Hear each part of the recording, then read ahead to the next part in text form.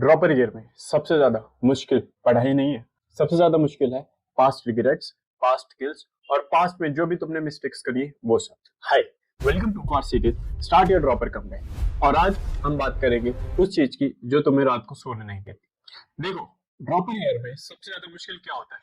दोबारा वो पढ़ना जो तुम ऑलरेडी पढ़ चुके हो? नहीं। दोबारा अपनी प्रिपरेशन स्टार्ट करना? नहीं। दोबारा उसी 10 बाय 10 के कमरे में रहना? नहीं। ये सब तो रिलेटिवली इजी है। सबसे मुश्किल है अपने पास्ट के रिग्रेट्स और पास्ट के गिल्स को भूल जाना। यार, मैंने अपने पेरेंट्स को लॉकडाउन करा, यार उस अटेम्प्ट में थोड़ा सा और पढ़ लेता, थोड़ा सा और एफर्ट कर देता तो आज एक गवर्नमेंट मेडिकल सीट में बैठा होता।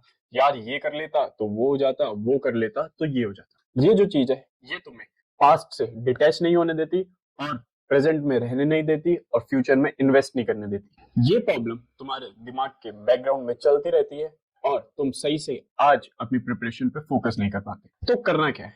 Step 1, went it up. देखो, सबसे इंपॉर्टेंट चीज होती है कि अपने माइंड को क्लियर और बहुत काम रखना। तो एक पेन लो, एक पेपर लो और जितना भी आप कुछ लिख सकते हो, जो भी आपके दिमाग में चल रहा है, कुछ भी A to Z, बिना अपने आप को जज करे हुए कि यार ये तो बहुत छोटी चीज लिख रहा हूं, नहीं, बस आप पेन पे लिख दो।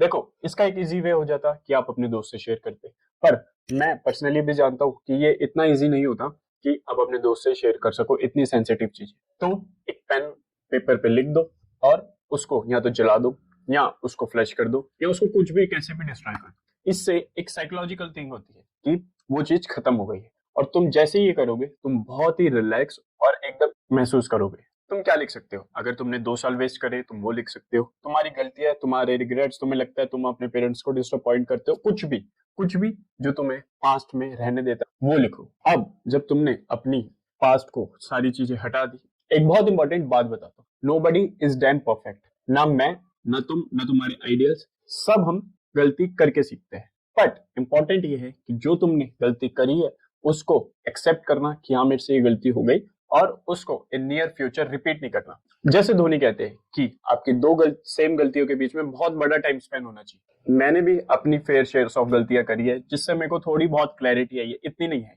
आपके आइडियल्स ने भी करी हुई है और आप भी कर रहे हो, बट उससे कोई डरना नहीं है।